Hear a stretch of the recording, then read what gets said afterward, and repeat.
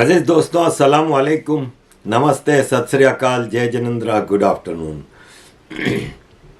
अजीज दोस्तों, पाकिस्तान का डिफ़ॉल्ट से बचने का एक उम्मीद आ गई है।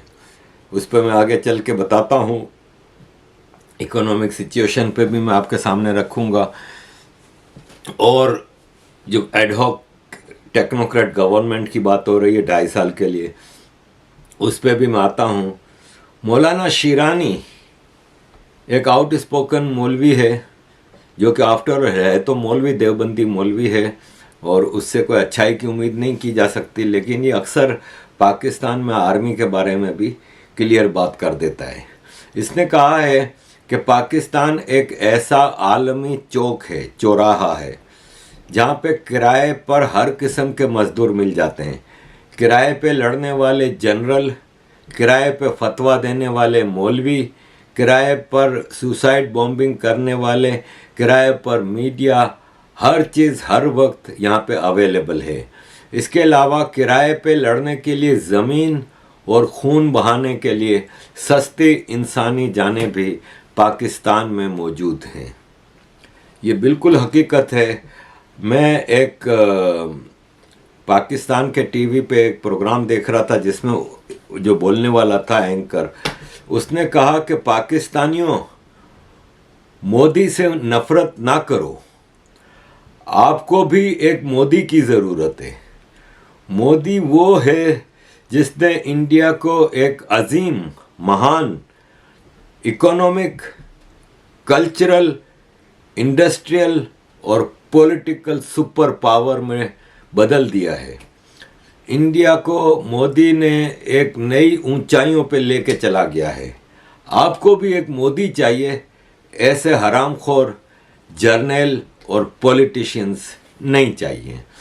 अजीज दोस्तों, इकोनॉमिक सिचुएशन पाकिस्तान में करंटली जो जंग चल पड़ी है बलोचों के साथ, अफ़गानियों के साथ, तालिबान के साथ, टीटीपी के साथ, ये सब मामलात से बचने के लिए एक टेक्नोक्रेट गवर्नमेंट की बातचीत काफ़ी अरसे से चल रही है। इसमें ये करना है कि करंट पॉलिटिकल सेटअप तो फेल हो चुका है और शहबाज शरीफ की सरकार वो रिज़ल्ट नहीं ला सकी जो आर्मी चाहती है, और वो रिज़ल्ट लाने की ताकत किसी में नहीं है। अब मार्शल लॉ से ये होता है कि आप एक तो पॉलिटिशियंस की मेजर करप्शन से बच जाते हैं, दूसरा पॉलिटिकल पावर्स को कुछ फैसले करने में पॉलिटिकल पावर लूज़ करने का, यानी इलेक्टोरल पब्लिक में अपनी पार्टी की पॉपुलैरिटी लूज़ करने का ख़तरा होता है, तो वो डरते हैं। तो एक टेक्नोक्रेट गवर्नमेंट यानी मार्शल लॉ होगा तो उसमें जवाब देने के लिए आपके पास कुछ होता नहीं है, कि आपको डर नहीं है कि आपको कोई सवाल करेगा आपकी पार्टी के मैनिफेस्टो फलान ढुमकान। तो ऐसे में टेक्नोक्रेट गवर्नमेंट का इनका लाने का प्लान ये है कि इससे एक तो ये होगा कि 2023 में जो इलेक्शन ड्यू हैं पाकिस्तान में, जनरल इलेक्शन, वो डिले कर दिए जाएंगे, क्योंकि जनरल इलेक्शन का मतलब है बिलियंस ऑफ रुपीज़ और इतना पैसा खर्च करना, 2-3 महीने इलेक्शन की कैंपेनिंग, और वो ना तो सिक्योरिटी की सिचुएशन ऐसी है कि इसमें ये सब पॉसिबल है, ना इतना पैसा है। तो एक तो उस इलेक्शन से बच जाएंगे, और दूसरा ये है कि अमेरिका, रशिया, सऊदीया, जहाँ से भी है, आप आर्मी सबको पता है कि पावर है, तो वो फिर डील करने में एक आसानी होगी। इस तरह दूसरा ये होगा कि आप इमरान खान को ये गवर्नमेंट हाथ नहीं डाल पा रही। वो मार्शल लॉ आता है तो पहले भी आपने देखा कि ज़ियाउल हक ने, उस वक्त का इमरान खान जो था वो जुल्फ़िकार अली भुट्टो था, उसको पकड़ के लटका भी दिया था। कोई किसी का कुछ नहीं बिगाड़ सका, क्योंकि technocrat government after all martial law होगी, तो कुछ नहीं बिगाड़ सकेंगे। फिर जब मुशर्रफ आया तो उस वक्त अमीरुल मोमिनीन बना हुआ था नवाज शरीफ, पूरे पाकिस्तान में इसकी सरकार थी। दूसरे नंबर पे बेनज़ीर भुट्टो एक मजबूत लीडर थी, सबको बाहर निकाल के फेंक दिया। 10 साल बैठकर रूल करता रहा, अकेला फैसले करता रहा। तो यहाँ भी एक टेक्नोक्रेट गवर्नमेंट आएगी तो उसका ये फ़ायदा होगा। तीसरा ये है कि ये टेक्नोक्रेट गवर्नमेंट या मार्शल लॉ जो आता है ना, वो वादे तो करता है शॉर्ट पीरियड का। ज़ियाउल हक ने 90 दिन का वादा किया था, मुशर्रफ ने भी शॉर्ट टर्म का वादा किया था कि मैं डेमोक्रेसी लाऊंगा, इलेक्शन कराऊंगा, ये करूंगा, वो करूंगा। 10-10 साल निकाल जाते हैं। ये भी 2.5 साल की बात करते हैं, लेकिन ये 8-10 साल निकाल जाएगा।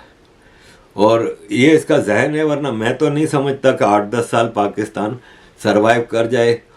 लेकिन इंटरनेशनल सिनारियो ऐसा कुछ नज़र आ रहा है कि अमेरिका, आफ्टर ऑल मैंने शुरू से एक बात पे रखा हूँ कि जब तक अमेरिका चाहेगा पाकिस्तान कायम रहेगा। तो ये भी एक प्लानिंग है कि 8-10 साल फिर ये हमारा ये हाफिज़ Quran army chief general Asim Munir first class rule करता रहेगा, ना एक्सटेंशन की ज़रूरत होगी ना कुछ होगा। तो इसलिए टेक्नोक्रेट गवर्नमेंट को लाने की एक फुल फ्लेज तैयारी चल रही है। इमरान खान को जेल में डाल के इसकी पॉलिटिक्स हमेशा के लिए ख़त्म कर दी जाए। बाकी जो पाकिस्तान में जो अब तो कोई बड़े लेवल का पॉलिटिकल लीडर बचा है नहीं, जरदारी है, ये शहबाज शरीफ है, बिलावल भुट्टो है, इनकी कोई औकात नहीं है। फिर दूसरा आर्मी के विदिन जो, क्योंकि सबसे ज़्यादा नुकसान तो इस सारे सिनारियों में आर्मी में जो ग्रुप बंदी हुई और वो फैज़ हमीद और बाजवा, तो बाजवा को तो ज़्यादा से ज़्यादा ये करेंगे कि बाहर निकाल के भेज देंगे कि चल भाई तू निकल ले, जैसे मुशर्रफ को भी बचा के बाहर निकाल के ले गए, वरना मुशर्रफ को सजाए मौत है। बाजवा को बाहर निकाल देंगे, फैज़ हमीद को कोर्ट मार्शल करने में इनको आसानी हो जाएगी। तो ये खबरें चल रही हैं कि अब्दुल हफीज़ शेख है, ये इमरान खान का फॉरेन मिनिस्टर भी बना था और ये IMF का रेसिडेंट डायरेक्टर भी था, और ये शायद IMF का डायरेक्टर शायद इजिप्ट में भी रहा है, और इजिप्ट को डिफ़ॉल्ट कराने में इसका बहुत बड़ा हाथ था। तो इसको पाकिस्तान की टेक्नोक्रेट गवर्नमेंट को हेड करने के लिए 2 साल के लिए लाया जा सकता है। इसके बारे में एक खबरें चल रही हैं अंदर खाने में कि 2 साल के लिए अब्दुल हफीज़ शेख की प्राइम मिनिस्टरशिप में एक टेक्नोक्रेट गवर्नमेंट आ जाएगी। अब्दुल हफीज़ शेख का मतलब ये है कि IMF अमेरिका रूल करेगा, आर्मी अमेरिका की इस रूल को स्ट्रेंथ देगी। तो ये सारी सिचुएशन नज़र आ रही है, क्योंकि इस वक्त अब जैसे शहबाज शरीफ को पूछा गया कि आपका क्या ख्याल है कि पाकिस्तान डिफ़ॉल्ट कर जाएगा। डिफ़ॉल्ट को उर्दू में क्या कहते हैं, ये शहबाज शरीफ पूछ रहे। उर्दू में दिवालिया कहते हैं।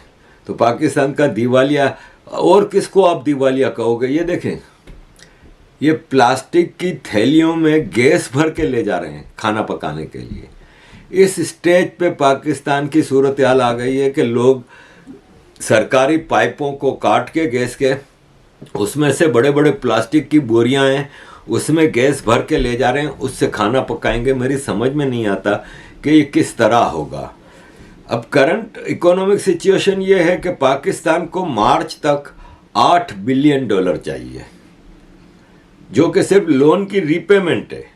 अभी जो कंटेनर पड़े हैं, अभी जो इंपोर्ट का जो बिल क्लियर करना है, वो सब ख़त्म, कुछ भी नहीं है इनके पास। 8 बिलियन की तो लोन वापस करनी है। स्टेट बैंक के रिजर्व्स की ये पोजीशन है कि इस्लामाबाद, पाकिस्तान स्टेट बैंक ने अभी फिगर्स रिलीज़ किए हैं कि पाकिस्तान में फेडरल रिजर्व्स है ना, ये $5.61 बिलियन रह गए हैं, और ये सब दूसरों का पैसा है, चाइना और सऊदीया वगैरह का जो रखने के लिए दिया था। और पाकिस्तान के कमर्शियल बैंक है ना, जो कि प्राइवेट बैंक है, इनके रिजर्व्स 5.88 बिलियन है। ये पाकिस्तान के रिजर्व्स की पोजीशन है। सऊदी अरब से पाकिस्तान ने मदद मांगी है, और सऊदी अरब से कहा है कि हमें आपका $1 बिलियन जनवरी के फर्स्ट वीक में देना है। पहले तो आप वो पैसा माफ़ कर दो, अभी हमारे पास नहीं है, आप और $3 बिलियन दो। तो जब हमारे minister of state for finance and revenue Ayesha Ghaus Pasha कह रही थी प्रेस कॉन्फ्रेंस में, तो उनसे पूछा गया कि पाकिस्तान ने तो सऊदी अरब से $3 बिलियन की लोन 2 महीने पहले मांगी थी, तो वो आ गई क्या? तो बोले नहीं, अभी आई नहीं है, लेकिन हमने उनसे रिक्वेस्ट की और वापस उनको याद दिलाया है। तो बोला कि क्या पोजीशन है, कब तक आ जाएगी? तो बोला इसका हम जवाब नहीं दे सकते। इस हफ्ते पाकिस्तान को खाली सऊदी अरब को 1.01 पैसे डॉलर वापस करने हैं और इसके अलावा बाकी पेमेंटें अलग हैं। 2014 से पाकिस्तान का ये फेडरल रिजर्व है ना, सबसे कम सिचुएशन पे मौजूद है। अजीज दोस्तों, और क्यों ना हो कि आपका जब टोटल ध्यान माइनॉरिटीज़ को क्रश करने पे होगा और पॉलिटिकल ओपोनेंट जो आपके खिलाफ बातें करते हैं, जैसे कि आदिल राजा आजकल रिटायर्ड आर्मी मेजर है, वो लंदन में बैठ के आर्मी की पोल पट्टियाँ खोल रहा है, तो उसकी जान के पीछे पड़ गए। ठीक है, मैं तो किसी आर्मी वाले को तो वो नहीं करता, क्योंकि आफ्टर ऑल ये मेजर तो था ना, इसने अपने ज़माने में पता नहीं क्या क्या गोल खिलाए होंगे। इसको मरने की धमकियाँ मिल रही हैं, सुनिए ज़रा। किया जाए मेरे अपने रिश्तेदार के जरिए, जो कि इस वक्त एक सीनियर आर्म फोर्सेस ऑफिसर हैं, जनरल रैंक के, उनके जरिए, सगे रिश्तेदार के जरिए मुझे मशवरा दिलाया कि इंग्लैंड छोड़ दो। जाहिर बात है, इंग्लैंड में मुझे हिट नहीं कर पा रहे, पकड़ नहीं पा रहे, उनके काबू नहीं में आ रहा, तो तुम कनाडा चले जाओ। तो कनाडा में मेरे अपने जराये ने मुझे बताया कि हमारे पास कॉम्प्रिहेंसिव नेटवर्क है महकमे के पास, कि आपको मार भी देंगे और लगेगा भी हादसा, तो इसलिए आप जहां बैठे हो वहीं पे बैठे रहो। पाकिस्तान अब नए इन्होंने जो है, और ख़ास तौर पे कराची में तो कोई गवर्नमेंट है ही नहीं, आम आदमी लुट रहा है, इज्जतें लुट रही हैं, रास्ते में लुट रहा है, घरों में लुट रहा है। ये जो आप वीडियो देख रहे हैं ना, ये एक स्कूल की वीडियो है। ये बच्चों के स्कूल की वीडियो में घुस के डाकू लूटमार कर रहे हैं। अब आप मुझे ये बताएं कि एक स्कूल में पाकिस्तान में जो टीचर्स होती हैं उनकी क्या सैलरी होती है? आपको स्कूल में क्या खजाना मिल जाएगा? डाकुओं का भी फ्रस्ट्रेशन ये देखें कि इनको अब लूटने के लिए कुछ नहीं मिल रहा, तो स्कूलों में जा रहे हैं। अब ये सरकारी हो या प्राइवेट स्कूल हो, टीचर की क्या सैलरी होगी? क्या आप समझते हैं इन टीचर्स के पास आईफोन होगा? सस्ते फ़ोन हैं, वो लूट के ले जा रहे हैं। किसी के पास 200 रुपया होगा, किसी के पास 1000 रुपया होगा। मतलब इंतहा जुल्म की देखें कि इस मुल्क में सिक्योरिटी सिर्फ आर्मी के लोगों की है। अनवर मकसूद साहब कहते हैं कि जब भी आप कहीं पे खारदार तारें देखें ना, वो वायर्स होते हैं जो कांटे वाले, या आप मजबूत दीवारों में कोई इंस्टॉलेशन देखें ना, तो आप समझ जाएं कि यहाँ पे हमारे मुहाफिज, हमारे सिक्योरिटी मैन रहते हैं। क्योंकि पाकिस्तान में सिर्फ आर्मी की सिक्योरिटी होती है और किसी की नहीं है। जब स्कूलों का ये हाल होगा, डाकू दनाते फिर रहे हैं। पूरे कराची में इस वक्त लॉ एंड ऑर्डर बिल्कुल ज़ीरो पे आ गया है, कोई चांस नहीं है। ये स्टेडियम में पुलिस की एम्प्लॉयमेंट कांस्टेबल की पोस्ट के लिए एग्ज़ाम हो रहा है। 30,000 लोगों ने पेपर जमा कराए थे। 30,000 लोगों का ये इस्लामाबाद पुलिस में कांस्टेबल की पोस्ट के लिए 30,000 लोग ज़मीन पे बैठ के पेपर दे रहे हैं। और ये न्यूक्लियर पावर है। हम मान करते हैं कि हम दुनिया की 5वीं बड़ी फौज हैं या 6ठी बड़ी फौज हैं। किस काम की? जब आप अपने पब्लिक को सिक्योरिटी के नाम पे कुछ भी नहीं दे सकते, तो फिर आप कैसे? हमारे अमीरुल मोमिनीन army chief general Asim Munir ने अभी मीटिंग की, पॉलिटिकल और पूरे नेशनल जो सिक्योरिटी वो है, जिसमें पॉलिटिकल लीडरशिप है, ब्यूरोक्रेसी है सब। तो उससे पूछा गया कि क्या पोजीशन है, तो प्रेस रिलीज आई DG ISPR की तरफ से कि पाकिस्तान इस वक्त नाजुक दौर से गुजर रहा है। साला 58 साल उम्र हो गई जब से पैदा हुए हैं, यही सुन रहे हैं कि पाकिस्तान एक नाजुक दौर से गुजर रहा है। इतना नाजुक दौर से तो कोई कुंवारी कन्या भी नहीं गुजरती जितना पाकिस्तान गुजरता रहा है। और इन्होंने कहा हमें मिलजुल के टेररिज्म को शिकस्त देनी होगी। टेररिज्म क्रिएट आपने किए तो शिकस्त क्या दोगे? सिचुएशन ये आ गई है कि शहबाज शरीफ ने ऐलान कर दिया है कि इस्लामाबाद, लाहौर और कराची के एयरपोर्ट, 3 बड़े एयरपोर्ट हैं पाकिस्तान के, इस्लामाबाद, लाहौर और कराची के एयरपोर्ट हम प्राइवेटाइज कर रहे हैं, बेच रहे हैं। मतलब आप इंतहा देखें कि पाकिस्तान किस स्टेज पे आ गया है कि अब ये 3 बड़े एयरपोर्ट पाकिस्तान बेचने की तैयारी कर रहा है। और बेल आउट की जहाँ तक बात है ना, जो मैंने आपको शुरू में बताई थी, उस हवाले से ये सिचुएशन है कि रशिया के साथ अमेरिका की जंग में पाकिस्तान रशिया अमेरिका के लिए बहुत ज़रूरी हो गया है। वापस वही सिचुएशन आ गई है जो 79 में अफ़गान वार के टाइम पे थी। उस वक्त जिमी कार्टर की हुकूमत थी जब, तो ज़ियाउल हक मार्शल लॉ लेके आया, तो जिमी कार्टर की सरकार ने पाकिस्तान की मिलिट्री एंड इकोनॉमिक एड बंद कर दी थी। लेकिन जैसे ही सोवियत इन्वेजन हुआ अफ़गानिस्तान में, तो जिमी कार्टर ने फ़ौरन पाकिस्तान की एड शुरू की थी। तो ज़ियाउल हक ने कहा था कि हमें ये एड पीनट्स हैं, नहीं चाहिए, हमें बड़ी एड चाहिए। फिर आई बड़ी एड, और फिर आपको पता है डॉलरों की भरमार हुई और एक प्रॉक्सी वार पाकिस्तान ने अफ़गानिस्तान में खेली। एक भाड़े की फ़ौज, जैसे मौलाना शेरानी ने कहा था, पाकिस्तान ने एक भाड़े की फ़ौज का किरदार अदा किया और अमेरिका ने पाकिस्तान की ज़मीन से सोवियत यूनियन के ख़िलाफ़ एक जंग लड़ी। अब यूक्रेन वाले मामले में भी पाकिस्तान ने मिलिट्री एड शुरू की है, यूक्रेन के साथ एग्रीमेंट्स हो रहे हैं। पाकिस्तान यूक्रेन को छोटे हथियार, मिसाइल्स और इस टाइप की चीज़ें दे रहा है। जवाब में यूक्रेन पाकिस्तान के टैंक और हेलीकॉप्टर्स को अपग्रेड कर रहा है। तो ये सब अमेरिका के आशीर्वाद से हो रहा है। अब एक बड़ी जंग की जो तैयारी नज़र आ रही है कि रशिया शायद अब इस जंग को यूरोप तक ले जाने के मूड में है, और वो मामला एक बड़ी जंग होगी। और उस बड़ी जंग में भारत ने दूसरे मुल्क का भाड़े की फ़ौज बनने से इनकार कर दिया है। भारत शायद इस पूरे इशू में अब तक जैसे न्यूट्रल रहा है वैसे ही न्यूट्रल रहेगा। तो ऐसे में अमेरिका को, और चाइना अगर रशिया की मदद के लिए, या अमेरिका चाइना को बीच में घसीट ले, ऐसे में पाकिस्तान इनके लिए बहुत ज़रूरी है। तो पाकिस्तान को बेल आउट करने के लिए अमेरिका के IMF के एक्स डायरेक्टर हफीज़ शेख को अगर पाकिस्तान में सरकार उस पर बनाया जाता है, तो इसका मतलब ये होगा कि पाकिस्तान को अमेरिका बेल आउट करने पे तैयार हो गया है। 9 जनवरी को जिनीवा में डोनर्स कॉन्फ्रेंस हो रही है।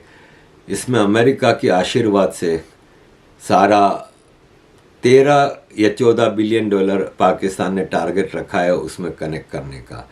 और उसमें Japan, Australia, Canada, European Union, United Kingdom, America, Arab countries, Saudi Arab, Kuwait, Qatar, इन सब को दावत दी गई है। वहाँ IMF भी होगा। उस डोनर्स कॉन्फ्रेंस में जो पाकिस्तान के लिए होगी उसमें IMF भी होगा। उस डोनर्स कॉन्फ्रेंस के 2 टारगेट हैं। एक तो ये कि पाकिस्तान के जो इमीडिएट लोन रीपेमेंट है, जो अगले इस 2023 में पाकिस्तान को 34 बिलियन डॉलर चाहिए लोन रीपेमेंट, और इंपोर्ट के लिए जो पेमेंट करनी है, एक्सपोर्ट इंपोर्ट के बैलेंस में जो कमी है उसको पूरा करने के लिए 34 बिलियन डॉलर चाहिए। तो उसमें डोनर्स कॉन्फ्रेंस में एक तो ये कोशिश होगी कि जो लोन रीपेमेंट्स हैं उनको डिफ़र किया जाए, थोड़ा आगे बढ़ा दिया जाए कि पाकिस्तान। और एक्चुअली ये डोनर्स कॉन्फ्रेंस सैलाब के नाम पे हो रही है, जो बाढ़ आई थी उसके नाम पे हो रही है। हालांकि बाढ़ की सिचुएशन ये है कि सिंध में इस वक्त अभी भी सिंध में